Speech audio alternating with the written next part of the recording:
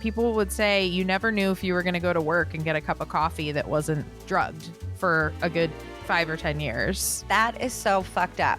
Imagine. All of a sudden, you're just at your desk typing up your little report, and then you're fucking tripping balls. Yes. The floor is lava, and you don't know why. That sounds terrifying. That's so fucked up presents. That's so fucked up presents. That's so fucked up presents. That's so fucked up presents. I didn't even bring a drink. Boo. I'm going to regret that. Your mouth is going to be instant Sahara Desert. You better go grab something. As soon as I see you taking a sip, I'm going to be like, why does my mouth taste so bad all of a sudden? I am now conditioned like Pavlovian to see you drinking and Go want get to some drink water. while we tape. You guys, we are referencing The Office if you don't know what we're doing. And Pavlov is a perfect segue joke because we're still talking We about are. psychology. Okay, now everybody is hydrated. We are wet. We're ready. Wow. We're wet and ready for this 'cause episode.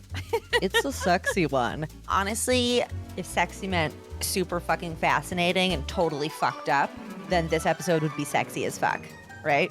This Sexy would be as sexy shit. as fuck. You're right. So, hey, everybody.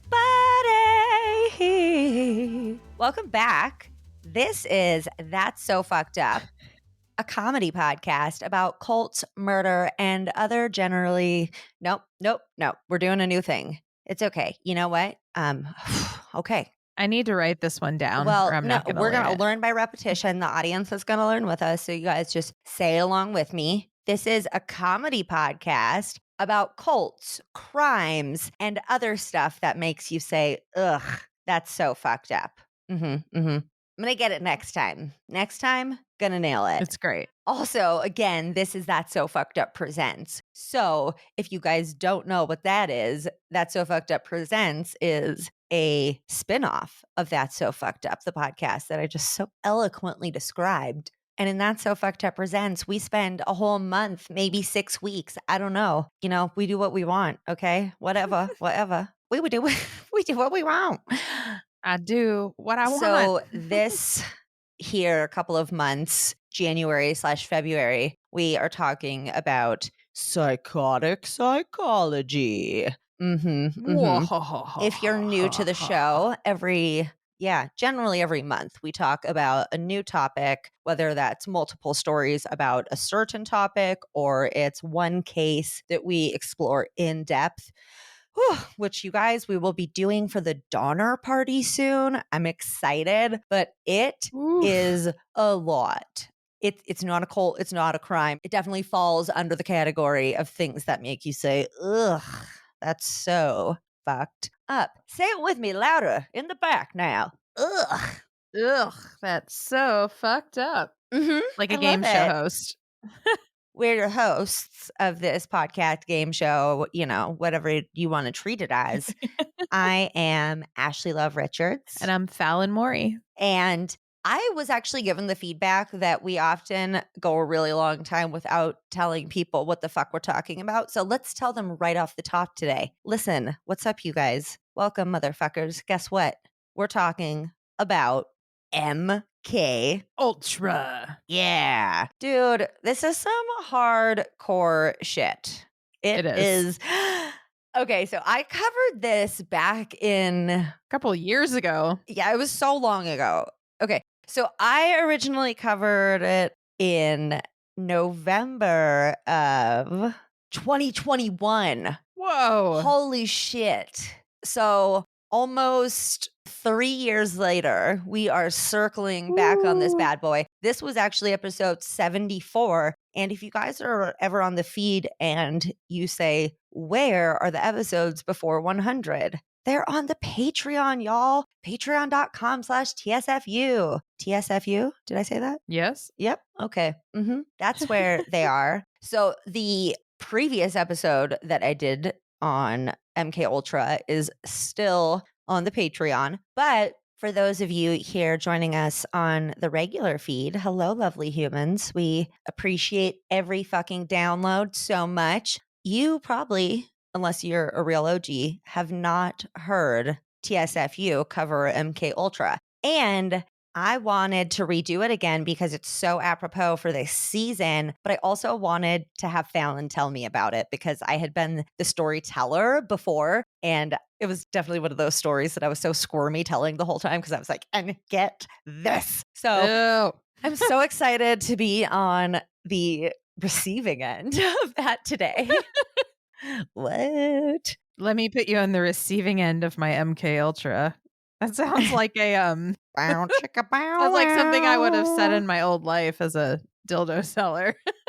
Oh, and a military officer. Maybe, but I definitely never did any human torture and experimentation. So Yeah, well, let's be really clear. they would obviously also have you sign something that said that That's you what were you not have to allowed say. Yeah. So I don't, I'm going to take that with a grain of salt, Fallon. Right. Or I'm just gonna like look out and make sure there's no airplanes flying overhead or anything. Like be super paranoid. Let me go get my tinfoil hat. Okay, we have to talk about tinfoil hats later.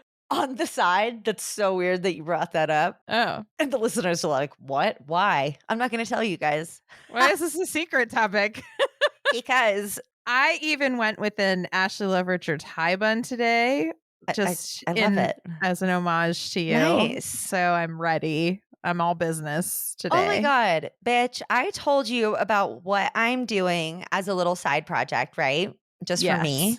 Okay, Mhm. I'm going to tell you again, and I'm going to tell the listeners just because I'm excited. I'd say sometime last year, I thought, maybe you should start a social media, Ashley, where you have a face and stuff just in case people are interested. So I started my own social media, and generally everything I do for social media is pretty much kind of business related. I do social media more as a must, not because I really love it. And also, a lot of my creativity is so tied to the business of podcasting that I really just wanted to do something that was just for me. So if you guys want to follow me at Ashley Love Richards on Instagram, it's not at all happening yet. I'm probably starting to work on this in March. I've talked to some different photographers and some other models, and we are going to do a bad bitch homage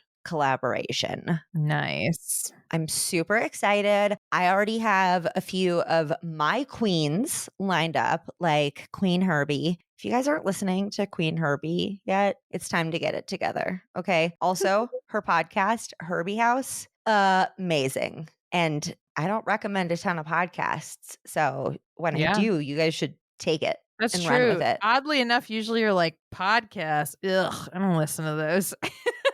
I just spend so much time making them. But Queen Herbie talks about just being your authentic self and being a bad bitch and being witchy and getting over trauma and being creative and healing. And it's really good shit. That's why I have a wall full of sparkly belly dance things right to my right.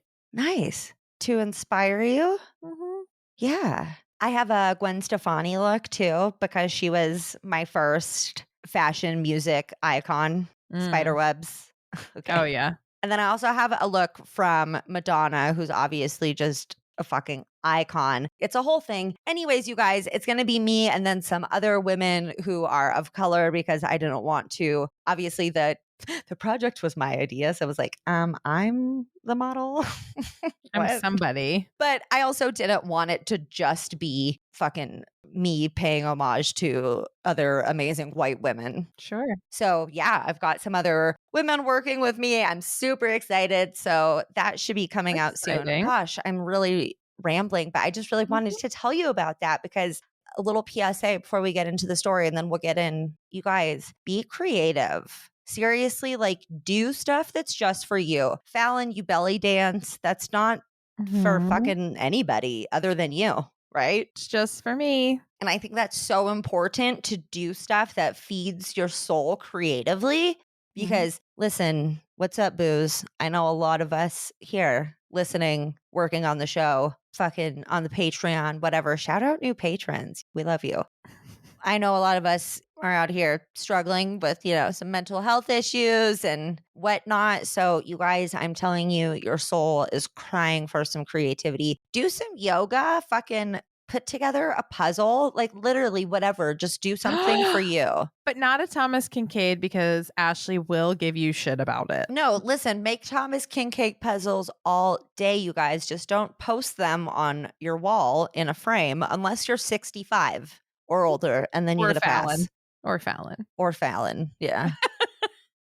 So now that I've just gone on a tangent about like how, you know what though, it's like, I think it's so important to sometimes, even if it's a little bit tangenty, to remind everybody, hey, take care of yourself. Yes. Ashley's filling up her head with happy right now because she knows what's coming in this episode is fucked. Love and positivity, you guys. I'm like a puppy. I got to circle around my little cushion first and find a good spot to lay down. Get ready to never feel safe again.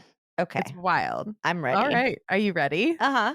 I'm so ready. Okay. So I have to thank Ash because she had done a ton of amazing research on this already. And then I just added all of mine. So this is going to be we're so extra talking about MKUltra today. So, so extra. Let's set the stage. During the early Cold War and in the Korean War, so late 40s, early 50s, the CIA basically became super paranoid and an obsessed spy agency working on this notion that communists might have some kind of drug or technique perfected that could control the human mind. Essentially, a lot of things were at play. The CIA intelligence director believed that a mole had infiltrated some high levels of the US government. The US had also just lost its monopoly on nuclear weapons, and there was just this enormous fear of communism. It was often referred to as the Red Scare. There were people out there trying to find communists all over and holding hearings. So MKUltra sort of came out of this fear, and it lasted from the 1950s well into the 1960s. I found this great quote from a journalist named Stephen Kinzer, who's written articles and books on this program. And he said, "We don't know how many people died, but a number did, and many lives were permanently destroyed."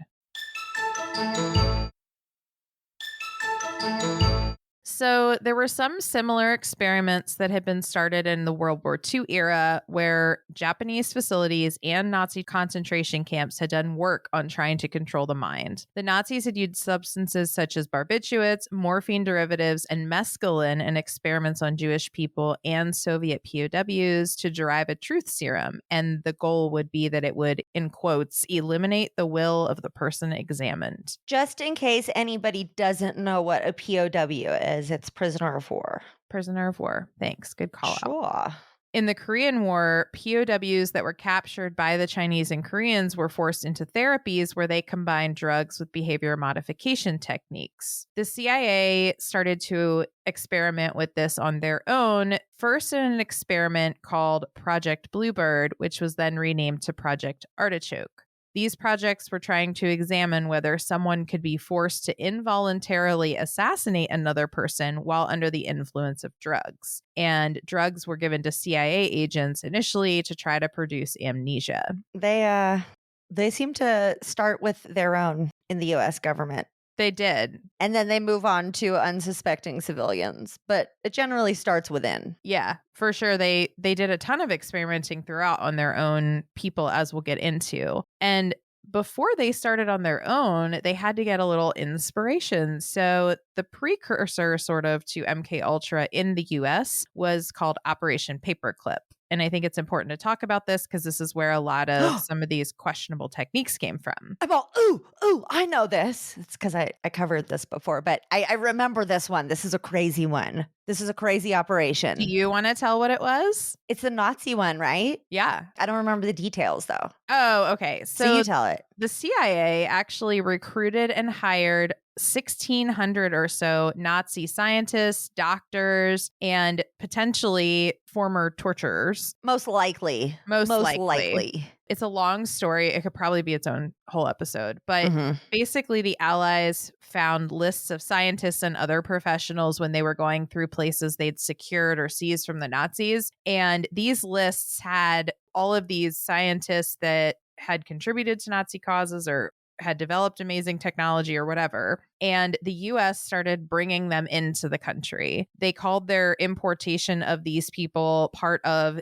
intellectual reparations that were owed to the United States and the UK. The value they estimated of these people was around $10 billion in patents and industrial processes. Well, they also didn't want the communists to get their hands on the Nazi Right. scientists and their secrets, right? Right. That was part of the paranoia. And President Harry Truman at the time, initially reports say that he was very reticent to do this. Later, he came out and said, nope, I never had any misgivings about doing this because of what the Soviets are doing. It's necessary that we did this. However, he said that they weren't supposed to recruit anyone who was, a Nazi that had been convicted of crimes or had been part of the Nazi party. However, a large majority of them were either part of or leaders of the Nazi party. Mm-hmm.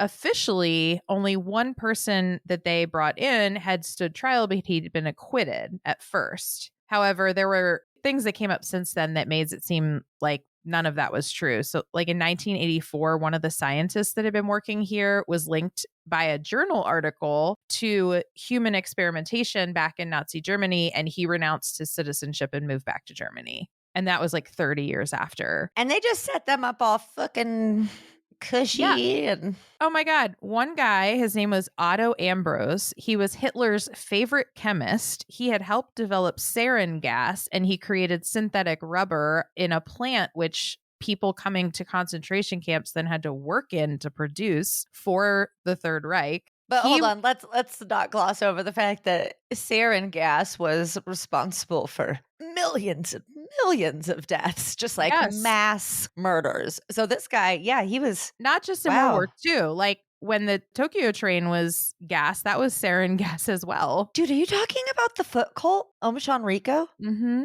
That was sarin gas. We've never fucking talked about them. That's crazy. No, we need to talk about them. We do. Wait, don't they have some shit about feet? Like reading feet? I don't know. Okay, well, there's definitely also a foot reading cult. Maybe it's a different one. So anyway, I don't know where to go from there. Just, keep going with the story. Put it on the list. During the Nuremberg trials, he stood trial for mass murder and slavery, but he was given clemency in 1951 by the U.S. and brought in. And later, he got a sweet contract from the Department of Energy. Must be nice to be a Nazi scientist in 1950. It's ridiculous. Yeah, I don't love that guy getting away with. And there's tons of stories like that. So for them to say that like, oh, we brought in people, but only people who ever did good, or they just tried to hide what the people did. There's a journalist named Annie Jacobson. She wrote a whole book about Operation Paperclip and said, there were those who believed it was the lesser of two evils and those who made no bones about the fact that a scientist's knowledge canceled out his past crimes. Okay, Dr. Evil. Don't they all still live in Huntsville, Alabama? Isn't that where NASA is? Not all of them. A bunch of people who were brought in specifically for rocket technology, they would live in Huntsville, or they might live there. Some people moved to like Argentina. People moved back to Germany. A lot of them have died. Have you heard, though, that there's still a huge German population in Huntsville? No. Yeah. But I bet Oktoberfest is sick. You know what? That's a good point. I didn't even drink beer, but I'd go support the Nazis. No, I like the food. I like to go and eat all the German food. You know what? That just made me look and sound like who I am, and that's fine. I'll accept it. Yeah, you guys, I'm a child when it comes to food. German food, I'm like, what is that? Sauerkraut? Which is funny because I was just listening to an episode we did where I was getting on you for eating Chef Boyardee ravioli. And you're like, don't be classist at me. And I'm like, okay, well, right back at you, baby. I love my sauerkraut. That's not classist, though. That's just me being a child. Food bore. Okay, so MKUltra. This project was approved by the CIA director, a man named Alan Dulles. Yes, I think the airport's named after him. April 13th, 1953. And it was directed, the big bad guy behind this was named Sidney Gottlieb. Mm-hmm. A journalist named Stephen Kinzer, I talked about him earlier. He said of Gottlieb wanted to create a way to seize control of people's minds, and he realized it was a two-part process. First, you had to blast away the existing mind. Second, you had to find a way to insert a new mind into that resulting void. We didn't get too far on number 2, but we did a lot of work on number 1. Okay. And that's why all of when we get into the shit that kind of borders on conspiracy theory, I just feel like knowing that their primary objective is to break people's minds. Mm-hmm. Always keep that in mind, you guys, when you're like, why would they do that? That sounds crazy. Why would they torture people physically and sexually and mentally? Oh, why would they do that? Because they're trying to break people Yeah. so that their existing mind shatters into 1,000 pieces. And so that they can, I think they might have tried and failed with Taylor Swift. It seems that she was supposed to be some sort of covert psyop for the Democratic Party. Did you hear about that? There's also a rumor that Britney Spears is. Oh, shit. Okay. Yeah. Well, they're not, I mean, it hasn't worked yet, but they could be a part of one of these brainwashing operations. You never know. I mean, the basic concept of military boot camp is to do that. It's to break a person down completely so that you can sort of rebuild them as the figure you want that works as a unit better together with other people. Okay, remind me never to join the military. Yeah, the purpose is to break you. I would be done in 10 minutes. I'd be like, They I'm scream out of at here. you for like 8 or 10 weeks. You just get yelled at. Can you just say I quit? Or did you sign the contract already? You sign a contract, but I think there's certain conditions under which you can quit. Anyway. I think I would quit. I'd be like, fuck you. That's what I would say. I would probably like cry and be like, you're not my mom, and run away yelling, fuck you. Yeah. Yeah. I didn't have to go through that part of it for the military, but. What? Why? Because you do it differently as an officer sometimes. Cheater. I feel like you cheated. You didn't do it at all. Why are you calling me a cheater? Because you go do it. No, thank you. I didn't sign up. I'm good. You're a maggot. I like you when you're a little extra spicy, Ashley. It's fun. Hi. You haven't been a horse today yet, but now that I've said it, you probably will. I probably will.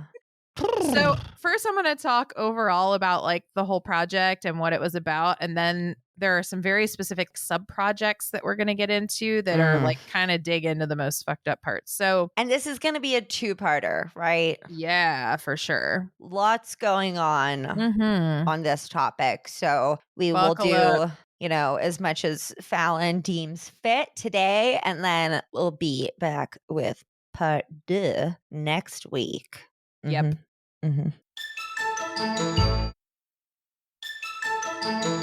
Experiments overall, in many cases, were held on locations where people could not opt out. So American prisons and detention centers in places like Germany, Japan, and the Philippines. The primary goals were to manipulate and control the mind, as well as be able to get extra information from those who were unwilling or resistant subjects during interrogation. So do we have a magic cocktail that makes you talk when you say that you're not going to say anything? The magic truth serum.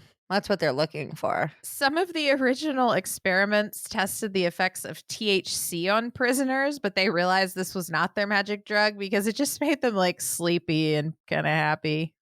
So I love that after that, they still started the war on drugs, on marijuana. Right. They saw what it did firsthand. Like, come on, you guys. Everyone was like, sure, I mean, I'll tell you what you want to know, but I just want a nap. Can I get some Cheetos though, man?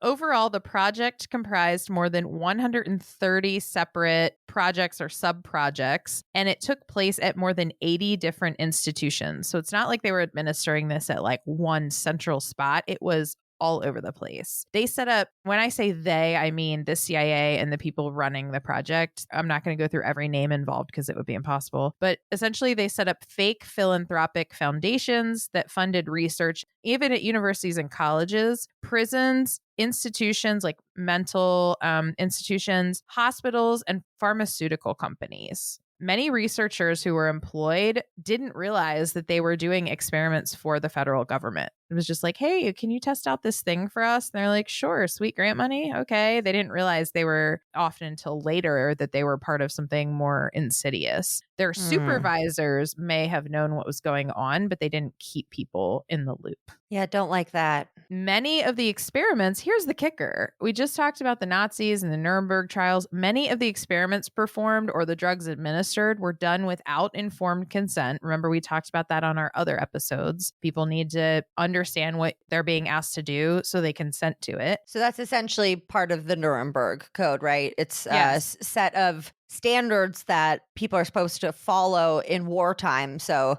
not putting people in isolation for, I think, more than...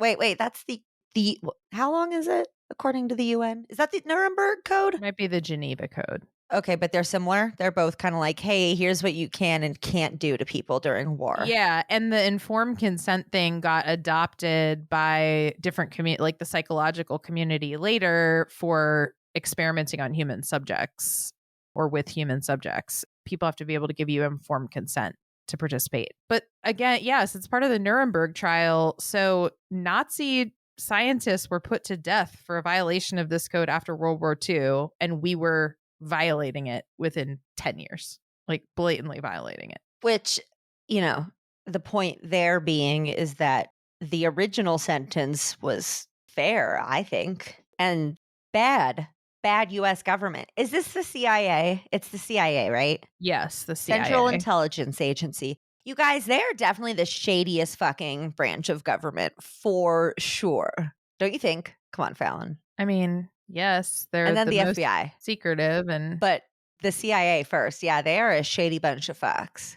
Allegedly. Don't kill me. But let's not go down your wild, felony road. We don't even have to go down any wild roads today because this shit's wild enough. It is wild enough.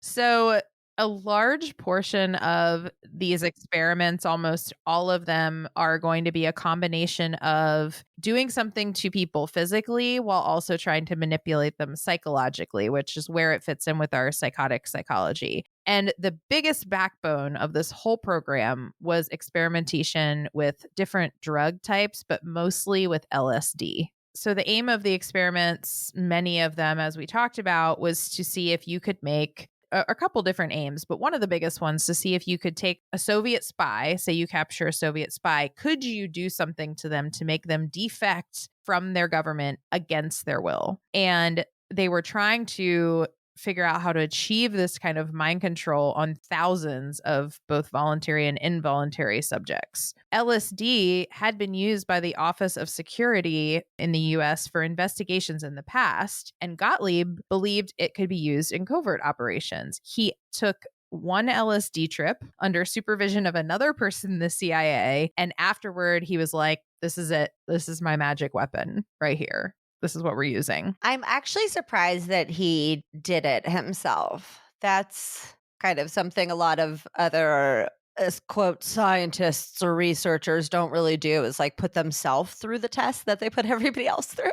Well, he didn't extend the same courtesy to the people in the CIA, which we'll say later. He would slip it to people randomly on the office. People would say, you never knew if you were going to go to work and get a cup of coffee that wasn't drugged for a good 5 or 10 years. That is so fucked up. Imagine all of a sudden you're just at your desk typing up your little report and then you're fucking tripping balls. Yes. The floor is lava and you don't know why. That sounds terrifying. Are you kidding me? Awful. No, thank you. It's like the opposite of a drug test. Other people go to work and get tested to see if they're on drugs. At the CIA, the test is, can you handle the random drugs that we give you? Can you handle a random acid trip? Unexpected. Ugh.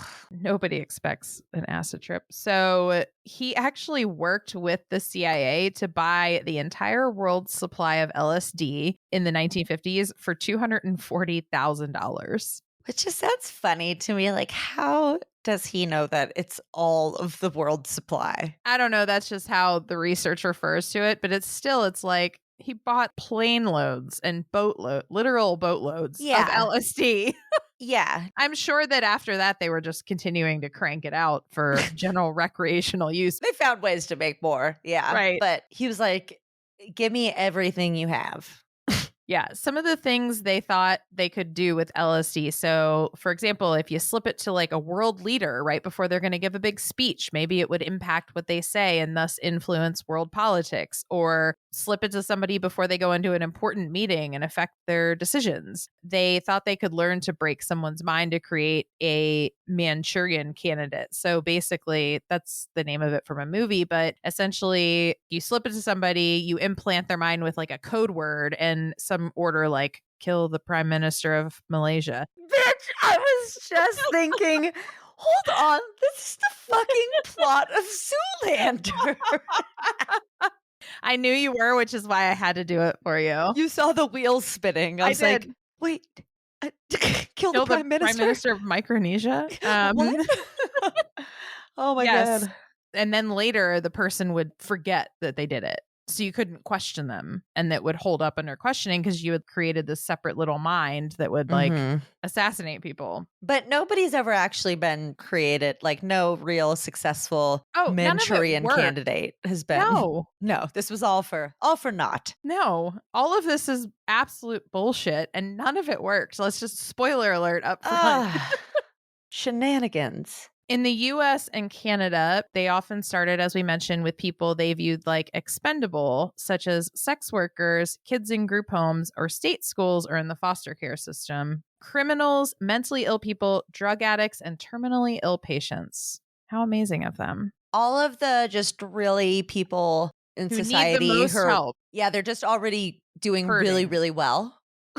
So Ugh. just extend them an extra hand, you know? I couldn't find who said this, but somebody, I think it might have been Gottlieb or somebody else in the CIA, said basically people who couldn't fight back. An example, one mentally ill patient in Kentucky was given LSD for 174 days in a row. Ow, that hurts my fucking brain and heart. Dude, have you ever done hallucinogens? Mushrooms. Okay. Did you have a good time? Once I did, and once I was mad. I was like real mad at everybody. Before you started tripping or when you were tripping? We like the first time we were tripping, we were like happy. It was like walking around in a video game. Like we were all super happy. We thought we were hearing like little sound effects when we moved. And then the second time we were all just pissed at everybody and really sarcastic. And I was carrying around a stick from a tree. It was just like, why are you still following me? It's a really weird trip. It was. Nothing looked odd. We were just like, why are you still following me? And we all had very specific ideas about like who should be leading the group, because if you were holding the stick, you were the leader. It was the weirdest trip. Were you ever scared or started to have a bad trip? Like, I really need this to end now. This is not cool. Yes. Actually, the third time I did it, we had too much, and we tried to go to a restaurant, and I saw like the picture of the waterfall on the wall was like waterfalling. And I couldn't figure out how to pull my pants down to pee, and I really had to pee, and I was like freaking out, like I'm gonna pee on top of my pants. There were cops at the booth behind us, and we were like, oh my God, we're gonna get caught. But then we had a cup of coffee and we felt a little better, and then it was like we mellowed out and everything looked pretty. But that was a bad one. Yeah, I don't really fuck with anything besides weed anymore, but hallucinogens have never been a great idea for me. It would always start off fun. Oh, haha, giggles and whatnot. And then it's always like, yeah, okay, I don't like this. Don't like this at all. When's this over? Oh, not until it just decides to be? Great. Yeah. Yeah. Yeah, they were actually my first, even the time we were all pissed off, it was like fun being pissed off. So those two were fun. The third one was weird and scary and not fun. So imagine that the third day For 174 days. Motherfuck. No, I won't. I mean, that's so not cool. So not cool. Right. CIA agents thought that prisoners would be good subjects because they would offer them deals, basically like you can have less prison time or more time in the exercise yard if you take part in these experiments. Some prisoners who were already addicted to drugs were basically given an exchange, like take some LSD and we'll give you some heroin in return. Like, They're like, drugs on top of drugs. that's a great deal. A fucking deal, man. Yeah. As we said, they also tested it in secret detention centers in Europe and South Asia. Gottlieb took people he thought were supposed enemy agents to test, like, so maybe even people from the US that he thought were like paranoid about being the enemy, to test this on. They would also inflict those in the military, the CIA, and other government agencies because they were trying to create the perfect robot agent. Sometimes those in the military were threatened with court-martial if they didn't comply. It's basically like going to court, getting kicked out, going to jail. LSD was given to soldiers fighting in Vietnam. Well, this was at the end of MKUltra, but there is a guy who's written a book and it basically says, like, you know, we were in the jungle and all of a sudden the jungle would start like melting. Okay, you know what? No, that is so not cool. These people are already in the middle of fucking Vietnam fighting a fucking war, like watching their fellow soldiers die in front Fighting of them a war, and shit. they have a wild disadvantage of because they're not used to the terrain and the land the way that the enemy soldier is. And everybody back home fucking hates them for fighting the war, even though they didn't consent to going to do it. Ah! Oh my God, you guys, wars are bad.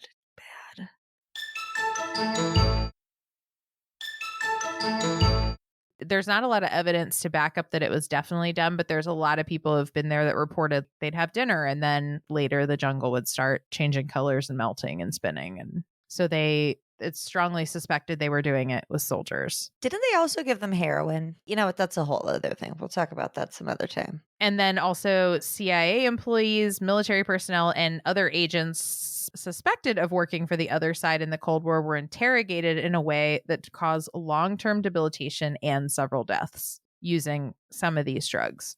At some point, they realized that there was a big difference in testing the drug in a laboratory setting versus testing it on unknowing and unwilling people. So they start slipping it to people at work. So at the CIA, they would slip the drug to people at various times during the day. For example, someone might just pop it in your morning coffee when you're not looking. There were also more controlled versions too, where basically you'd be like, okay, we're just going to do a little thing in a room, like an observation exercise in a room. And then at some point they would give one of the people LSD and watch the way that they spoke to each other. Everyone in the CIA, they estimated everyone in that department working on this project or tangential to this project assumed that at some point they had been given LSD. One particular story that is absolutely heartbreaking and shows the absolute depravity of this is Frank Olson. Frank Olson was an Army chemist. He was a very talented chemist and he was working in the department. He didn't necessarily realize what his experiments were for. He had been asked to create some different things, like maybe some different drugs or some different concoctions. And he had basically been watching, though, his creations used to kill animals in animal experiments, torture prisoners, and it wasn't the job he thought it was going to be. And so he'd become a little bit vocal about his feelings on the ethics of these experiments. So during a departmental retreat, he sat down to dinner with his supervisors and some of his fellow coworkers. And then right after that, the world started spinning because he had been slipped LSD at the retreat during dinner. He had never tried LSD before, and they think that he was massively overdosed. So he started to have all these breakdowns and issues. He had a lot of back and forth with the doctors, and he was convinced that maybe he had just become depressed, and it might have been like a small side effect of the LSD. At some point, though, he said that he would allow himself to be temporarily committed to a sanitarium in Maryland. While they were awaiting this hospitalization, he was sent to New York to be under supervision of another CIA doctor, and he was staying in a hotel room. And one night he fell from a 10th floor window in the hotel and died. Quote, fell from. Yeah, we'll get there. Oh, okay. Yeah, this story's crazy. So basically, they told his wife that he either fell accidentally or jumped, and that was the official report. And his wife and his family have since worked to try to like uncover the mystery around his death. I think later Gottlieb essentially took culpability for his death and said, yeah, like he arranged for him to die. They said it was highly unusual, though, because people who jump can't usually make their way through a plate glass window and just jump through it. So he was obviously probably pushed. And later, when they exhumed his body, they found that he had a head wound that was inflicted before he died. Sounds like Frank knew too much and wasn't playing along. Exactly. Ugh. There were subjects that were also consensual volunteers. Some of them were then singled out for more intense experiments. If they said, "Oh yeah, I'm down with this, I'll volunteer." An example was there was a group of Black, I'm going to say volunteers in quotation marks, at the National Institute for Mental Health. They were given it every day for 77 days. They had all been at the National Institute for Mental Health because they were substance addicted. And so I have to wonder if they were really volunteers, if they were patients at a mental health center.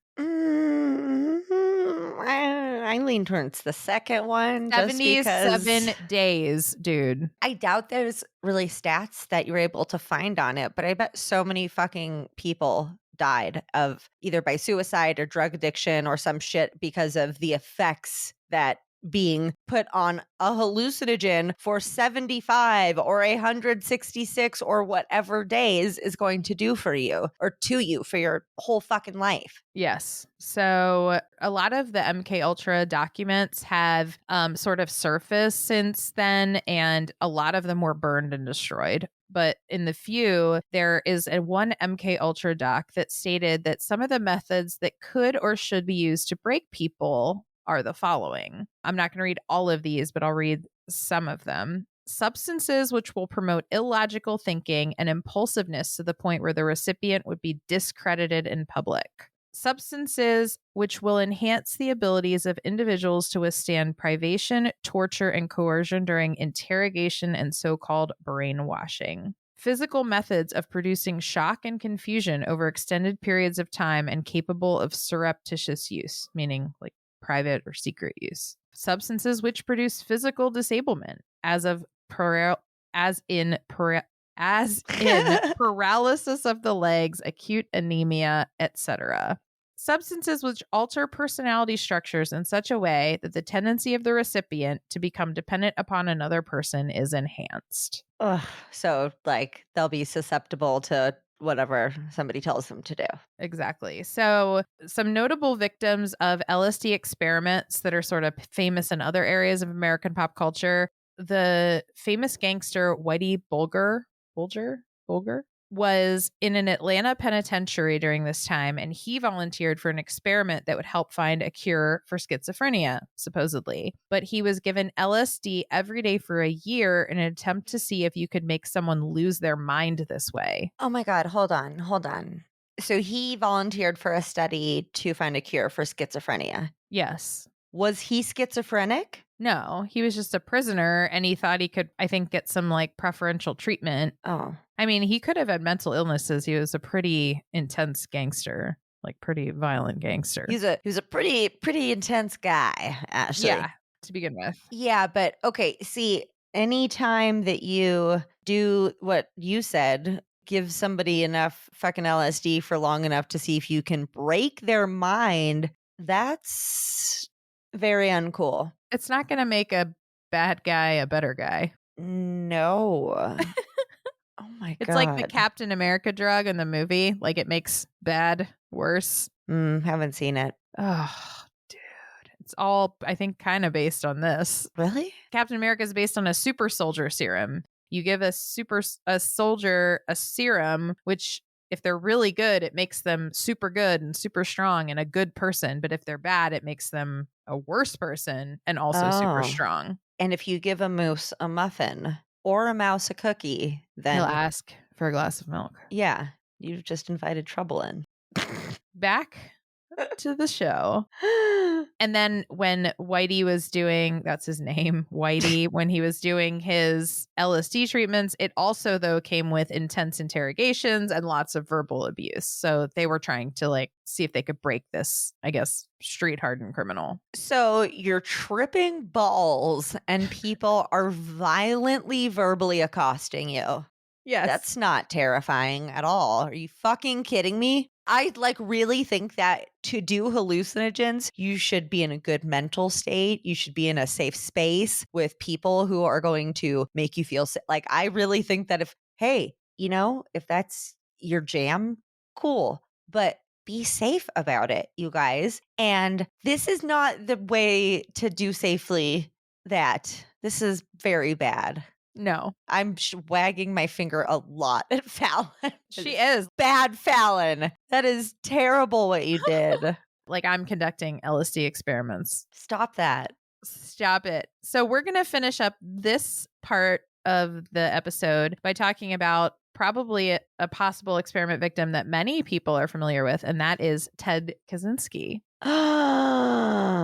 Yeah. Harvard scientist Henry A. Murray and other psychologists carried out experiments at Harvard between 1959 and 1962, and they did it on at least 22 undergraduates. So what is known about the experiments is that the subjects were intensely interrogated, and they often had the beliefs that they held harshly disparaged. So if you believed in God, they'd be like, you're so stupid. Are you kidding me? That kind of shit. Yeah, basically like, nothing you believe is correct. Like, Again, to try to tear away Right. any fucking self of sense that you may have built up by the time you went into college at, 18. Yes. Sense of self. You do. Yeah, I got you. But that's just you. So I don't want to take away your self of sense. Yeah, thank you. There's actually no concrete evidence that LSD or similar substances were used by that particular research team, but there's no evidence on a lot of this because the people who did it burned it all because they didn't want to get in trouble. So highly plausible. Isn't that fucking convenient? Yeah. That all your records happen to go up in flames. Right. Did they ever admit that it was on purpose? I mean, Gottlieb later on said he destroyed records. They knew he destroyed a bunch of records. So like, it wasn't a secret. And then they declassified the ones that were left over like much further down the line. And that's why I know that some of the shit we're going to talk about next week, that's a little bit really definitely fucking happened. Okay. Yep.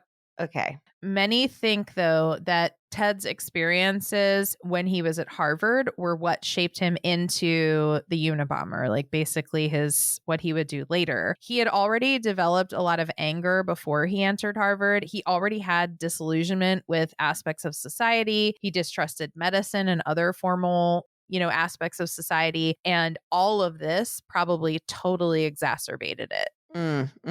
Definitely. To an extreme amount. It is their fault. I mean, definitely let's not take all the blame off of Ted. He definitely put the fucking bombs in the mail. But guess what, US government? Yeah, boo on you for that. So you're complicit. Kind of did that to yourself, y'all. So that's where we're going to end for today. Next week, we're going to talk about a lot of the MKUltra sub projects where the magic actually happened. I guess the dirty magic actually happened. Where the magic happened. And I would say that if this pegged the fucked up meter for you, next week is gonna go off the charts. So love it. Come next week with your fucked up bingo ready to play because it's gonna light that thing up. Which, if you are playing bingo right now because you remembered, good for you. Great memory. I'm Good so for you proud guys. of you. We forgot. We even talked about it in the beginning that we were going to talk about bingo and then we did not. Yeah, we did. Did we? No, because you were like, hold that thought. I know where you're going. Let's introduce ourselves. And Yeah, we then we never came never- back to it again. We never came back to bingo. All right, guys. Well, thanks for joining us for another episode of That's So Fucked Up Presents Psychotic Psychology. We'll see you next week for part 2 of MKUltra. And you know what, Fallon? That was real as fuck. And real fucked up. You did it. We did it. Yay! Bye, guys. Bye. That's so fucked up, that's so fucked up. So fucked up, that's so fucked up.